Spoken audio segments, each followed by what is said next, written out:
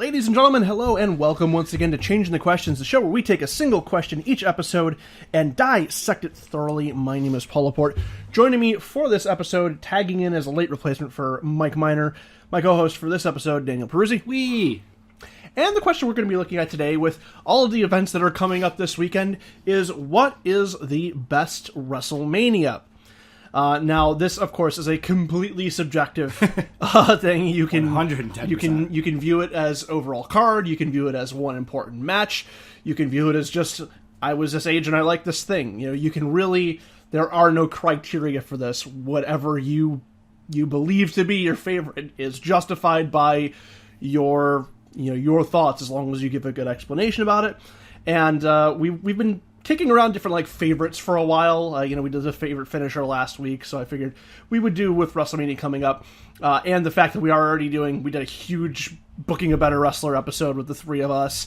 We're gonna have so much content coming out this week. We wanted something a little bit lighter for people to just kind of enjoy, rather than some sort of big, heavy, in-depth discussion. So, Mr. Peruzzi, I will start with you. What is your favorite WrestleMania? I am going to go with WrestleMania 30. There was such a variety of reasons that this WrestleMania stands out. Biggest in my mind is Lesnar conquering the streak. That was such an out of left field moment that people didn't see. You know, there's all the funny fan reaction memes and GIFs that still go around to this day 2 years later and will continue to forever, and there's all the momentum that Lesnar gained off of that.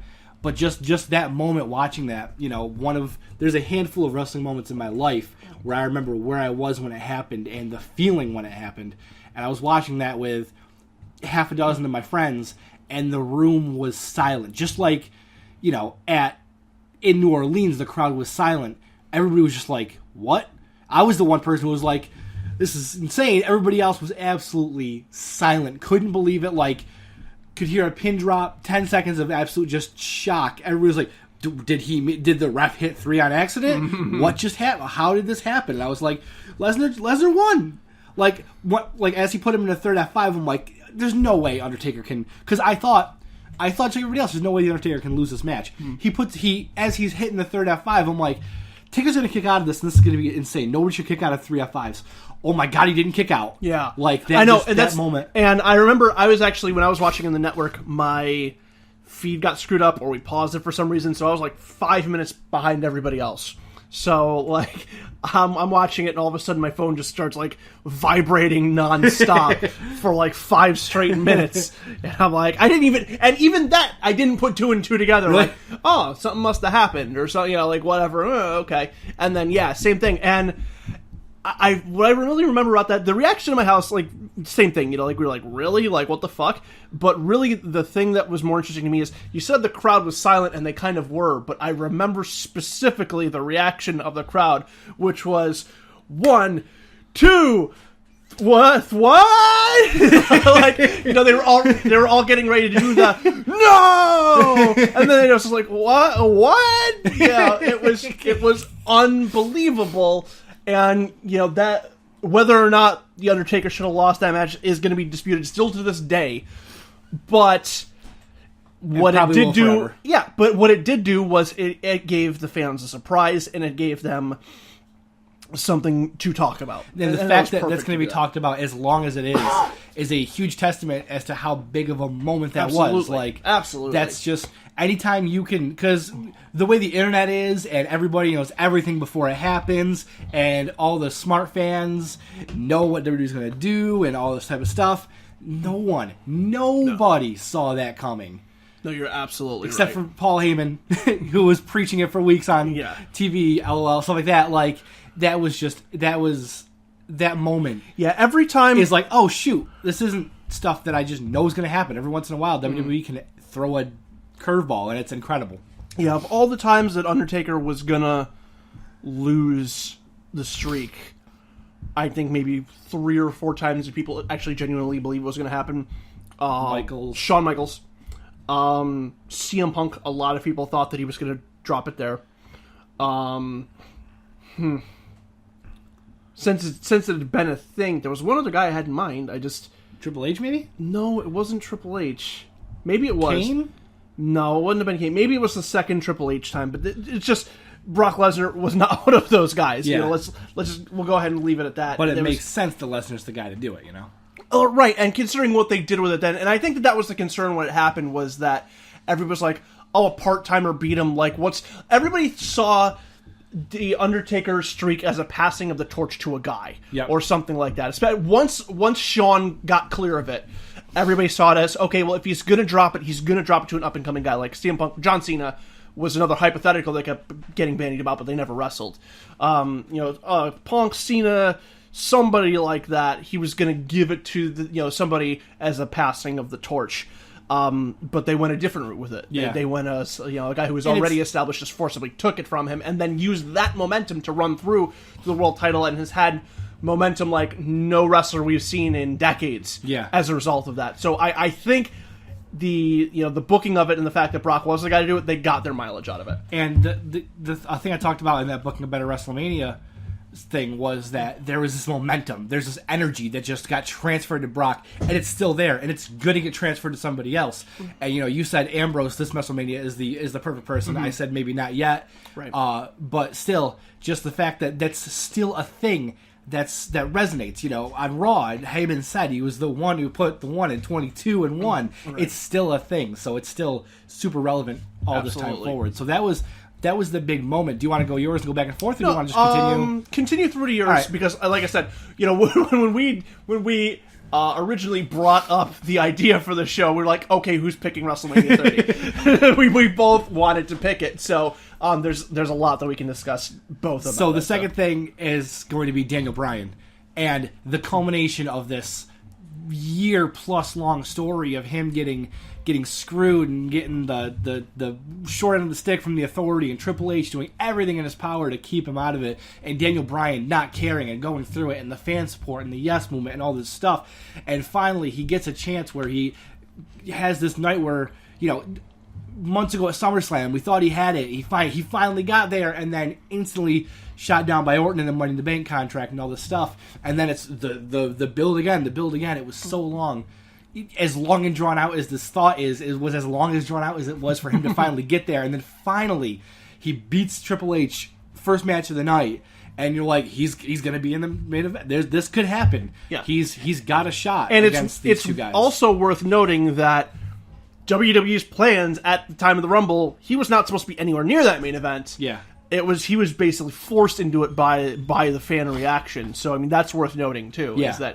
Is that the fans, they actually listened to the fans, and the outpouring was so loud for him that they had to respond to it. And then main event finally happens, and this long match with all this crazy stuff, and Daniel Bryan is able to outlast, and despite any other efforts and everything else, finally he gets the championship at WrestleMania.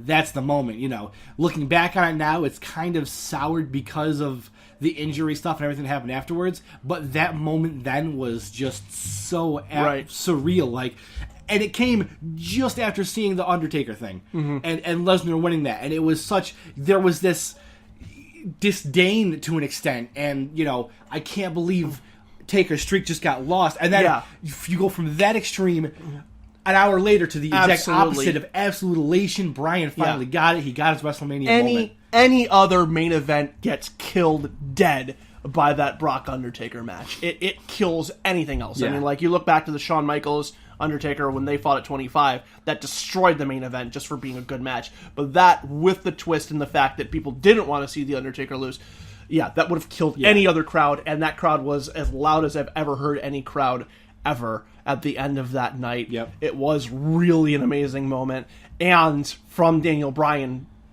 certainly in a WrestleMania, but probably the greatest single night performance of anybody ever in any wrestling capacity. It was absolutely perfect. It is amazing how well that show came out. How would you compare that? Quick side note, I won't go too far. How would you compare that to Jericho winning the Unified title and beating? Well, for the simple fact that it was at a smaller event, and the fact that was a surprise. But if we're talking in kayfabe, that's the better one night performance. But if we're talking in the terms of the real world, beating those high profile guys. But then if you're talking in kayfabe, you have 15-time WWE champion or whatever, and then 8-time WWE champion and 6-time WWE champion. Like, he beat 3 guys in one night, as opposed to Austin had held the belt 2 or 3 times at that point. They were more important runs, obviously. Same thing with The Rock. You can make an argument, like I said, in terms of kayfabe for one or the other, but I think in every aspect, Daniel Bryan's is the best one-night performance of anybody. So it was just, so you have this absolute, you know, like I said, soul-crushing, Undertaker losing, can't believe it's happened, to absolute, this is the best thing ever, Daniel Bryan. And for the difference between those two, and to be able to pull those off on the same night, and for that to both be talked about, and still things that are talked about to this day and that will always be talked about, is very noteworthy. And then you have enough other little spots and moments during the night. Cesaro body slamming Big Show to win the Andre the Giant Memorial Battle Royal. Like that, the Battle Royal itself isn't necessarily memorable, but we know how strong Cesaro is. You say all the time, pound for pound, strongest guy. He straight lifted up Big Show, walked him over, to the rope, lifted him up a little more, and got him over. That was just that moment was absolutely insane, and that felt like it would be more of a thing for Cesaro going forward. Was this dude works his butt off? He's stupidly strong. Like, this is his moment to finally get a push, and he almost had the Paul Heyman alliance, and then that all kind of fell apart. Unfortunately, but that was the start of what seemed like. So there were so many other cool just moments and things here and there, and the Shield was still being the Shield, and they put a beat down on, I think it was Kane and the New Age Outlaws. New Age Outlaws. Yep. You know, so you still had the Shield doing insane Shield stuff. So many good parts and pieces to this thing. WrestleMania 30 has just got it for me, you know. Yeah, and I mean, if we're looking in terms of like just overall card and top to bottom, the way it was booked, I probably would have to agree with you, WrestleMania 30, and I think anybody would have a hard time stating otherwise. For me, my pick is more of a sentimental favorite. My pick for the best WrestleMania of all time is WrestleMania 20, for a few different reasons. Before we actually get into the matches, WrestleMania 20 more or less was the last, and probably from now until the end of WWE will be the last intimate WrestleMania. It was held in Madison Square Garden, which is where the first one was held, the 10th one was held. WrestleMania is never going to get held in a Madison Square Garden or one a arena even, you know, of that close size. to that size. Like they're outdoor, they want to sell as many tickets as possible. Exactly. So that, just it being in Madison Square Garden, the atmosphere was just great. It felt just so enclosed and so tight, and it was just packed like a sardine can of wrestling fans, even more so than it normally is. Like, it just felt like something really special. Like, everybody was just, it felt like this building was being pushed to its limits to try and contain this thing, and it was barely holding it together. Whereas with more recent WrestleManias where everything's held in big outdoor stadiums, like, they're huge and there's 1 billion people there, but it feels like nobody's there. The sound just escapes. Yeah, the sound just goes out, and people have said that before, and even when you're wrestling the match or whether you're in the crowd, it's just, you can't hear anything. Like, it doesn't feel like anything. This did not have that problem, that it was the exact opposite. Everything just bounces everywhere, and their reactions were just huge for even the smallest things, and the whole building just felt like it was just like it had a fucking heartbeat to it, you know. And that's kind of a testament to how insane it was when Bryan won, that you heard the crowd as loud as you did. Absolutely. Because in this thing where everything, and that's one good thing about this was year's the dome on for that though? No, it wasn't. Dome was not on. Okay.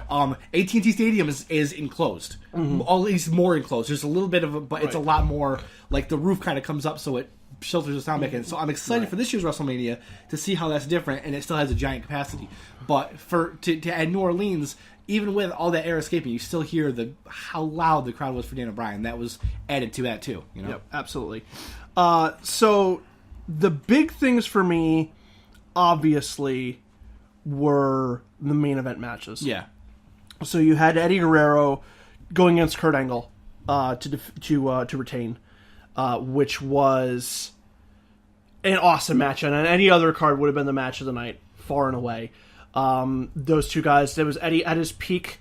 Kurt Angle was really at the top of his game as well, and these two just worked incredibly well together. Eddie managed to, and it was also a thing of Eddie's whole fucking title run. It was just like, when's he gonna lose this belt? Like, it just felt like it was such a precious thing. Like, he took it from Brock by hook or by crook, and every time he defended that belt, you just felt like it was in huge peril, and you loved Eddie Guerrero so much that you just wanted to see him retain it at all costs. but every time he fought against somebody, it felt like it was going to be taken away, and Kurt Angle was a prime example of that. Like, you could have thought for sure that he was going to take it. They did that great spot with the ankle lock with Eddie coming out of his boot, where he ended up... he ended up getting the win over Kurt Angle there. Also notable was that this was the, in my opinion, the final really great showdown between Undertaker and Kane. This was the last time that I felt that they had a really good, kind of memorable match. I mean, I'm sure that they fought since then, but I genuinely cannot name it. Yeah. This was still them close enough to their prime to where exactly it was this felt like spectacle. This felt like an important thing instead of, Undertaker's going to kick Kane's ass. Yeah. Undertaker's entrance wasn't the big spectacle it's become, but it was still very, very interesting. I think he did the Druid walk out with the torches, that one down that kind of that stunted aisle that Madison Square Garden has, which I have always really loved. I'm super okay with too, because now the Undertaker's entrances get busted on because they're 5 minutes long, and him and Randy Orton are half the Mania card when they're both wrestling and their entrances. Yeah. So I enjoy that difference a lot. Also worth noting, while this wasn't necessarily a positive thing, it was certainly an interesting thing, was the Brock Lesnar Goldberg match. Yep. Where the crowd found out that both of those guys were leaving prior to this match and ripped it to oblivion. They just tore it to absolute shreds. And neither guy seemed particularly committed to putting on a decent match anyways. So it was just... It was another one of those memorable moments, especially now that Brock is back and he is in such a big capacity 12 years later. Yeah. The fact that he was getting booed out of the building, at what was at that time the peak of his career, although he seems to be one of those guys who's just, this is his second peak. Like he's I think Brock is going to be along the lines of a Shawn Michaels, where his return is going to be more important than what he initially did. Mm-hmm. But and the fact that this was, for all intents and purposes, should have been a dream match. Yeah. This was one that was constantly being bandied about before Goldberg joined the company, of how would Brock Lesnar and Goldberg, how would that go down? You had Stone Cold Steve Austin as the referee, and even he couldn't, really save the match. They did the spot where he stunned both guys at the end, but still, that to me was interesting, because that was the first very, very clear example of the internet influencing wrestling. Yeah. We mentioned the Daniel Bryan thing at 30. That's another clear example of the internet influencing wrestling. But to me, this was the start of that. It was really the first time. It was 2005. I mean, obviously the internet had been a thing for a while, and they've been using it, but it was the first time where it felt like everybody in that building knew the scoop going in. Yep. And as a result of that, it just destroyed the whole thing. Kind of a turning point in terms of all that stuff. So it really was. Definitely. It was kind of like, in certain ways, it was like the night kayfabe died. Essentially, in terms of just like, that was the point where you realize, like, okay, well, people are going to know what's going to happen going in, so we have to be prepared for that. I guess I'd consider the curtain call the night kayfabe died more. This is the... No, that's true. I mean, the next step past that. I mean, another kind of step in the evolution of kayfabe kind of just dying away. And then, of course, you had the main event of the evening, which was the triple threat between Shawn Michaels, Triple H, and Chris Benoit. Now, that was the second match I rewatched when I got downloaded the network. Yeah. That's the thing, is because of what happened with Chris Benoit, I can't rewatch Chris Benoit matches at all. I can't get any enjoyment out of him. Like, if they're if I'm watching like a loop of something and it comes through, like, fine, it's on in the background. I used to just turn it off at that point straight. But there's so many people out there, and if you're one of those people who can separate the guy and the performer, okay, fine. I can't do that. I just can't do that. But that can't take away from how special this was to me back then. Yeah. Because I remember being in Miner's grandparents' living room. I think we had rented like a big TV or something like that for the time. A TV. I think so, something like that. It was like either it was rented or they just got like a big screen TV for the show. And then we're just all sitting in there, and just every little thing they did, these guys just worked so well together. Obviously, Triple H and Shawn worked great together, and Benoit worked really well with anybody. But that ending spot where Triple H is in the crossface, and that was another one where, like, the whole time, this was like Triple H at peak game burying capacity, where he was just destroying anybody who had any sort of hope to outshine him. Yep. You saw it with Booker T, I think, was the year before at 19. It was just Rob Van Dam. He did the same thing. So it was just like, shit, he's just going to bury this guy, and it's going to suck. and he's going to come out on top or whatever. And then it was him in the crossface, and Benoit is cranking on him, and everyone in Miner's house is screaming tap, like tap, tap, like constantly. And I don't do that. Like I'm someone who, especially now, but even back then, I'm just so buried in the in the backstage world of everything that like I'll sit and watch a match and observe it and go like, oh, this is good, oh, this is bad, oh, this is an awesome spot. But I don't like, wins and losses don't mean much to me in terms of like, I want this guy to win or I want this guy to lose, with some rare exceptions. And this was far and away the best example of that. I just was screaming for him to tap, and then when he did, the whole living room goes nuts. And then you had that awesome moment where you had Eddie Guerrero come out and the two hug each other because they're both on top of the company, and it felt like it was a thing where, kind of like with Daniel Bryan, where the guys who were just the workhorses and were never going to be world champions, they were both at the top, and they got to celebrate this night with each other. And the Daniel Bryan thing, I don't think we're going to see a moment like that again until maybe Dean Ambrose, but probably Sami Zayn is probably the only other guy at this point who will get that sort of reaction. Maybe, or somebody we just don't know yet. Maybe, or someone we have not seen yet, or is just going to come out of nowhere. So for me, like I said, was WrestleMania 20 the best card? No, but it was so memorable for so many reasons, and it had so much character to it, and it was kind of like one of the last... It felt like the last WrestleMania that kind of had that like edge to it, that had like some bite to it before it just kind of started to become like the Super Bowl. And like you talk about, it's just like a tourist destination. Talk about the fan and the reaction stuff. One of the things I remember most about that match for some reason is there's a point middle of the match where Michaels goes for a splash into the turnbuckle on the top right, and he hits a turnbuckle and he cuts himself. Yeah. And like he stumbles away, and at first he's facing away from the hard camera, so the crowd opposite can see, and you hear the whole crowd go, "Oh!" Yeah. Like react, and then he turns around, and you see he's just instantly covered, like he cut himself hard, and it's just like like the crowd reacts like, "What's the crowd reaction?" Oh, yeah, no, like that's a really good point. The crowd was into it and was concerned and was emotionally invested, and you were emotionally invested in that match. And just in a giant arena where half of the audience would have had to have seen that on a 90-foot video screen. Yeah, it's not the same thing as this is 100 feet away from me and I'm seeing it with my eyes. Yeah, like there was a connection with the replicate. Audience that those big stadiums that WrestleMania from now until the end of time will be held in just can't hold up to. And that, to me, is why, like I said, WrestleMania 30, in terms of wrestling, is probably the best one. It will be a long time before it gets beaten, I think. But in terms of just the overall atmosphere, best WrestleMania of all time, to me, WrestleMania 20. And, WrestleMania 30 had sour notes. The Divas match was nothing to write home about. It was that Vicky Guerrero Battle Royale. Mm-hmm. There was a couple other, kind of sour spots, but there's none of anything. Yeah, there's not going to be a knockout top to bottom unless it's an NXT show.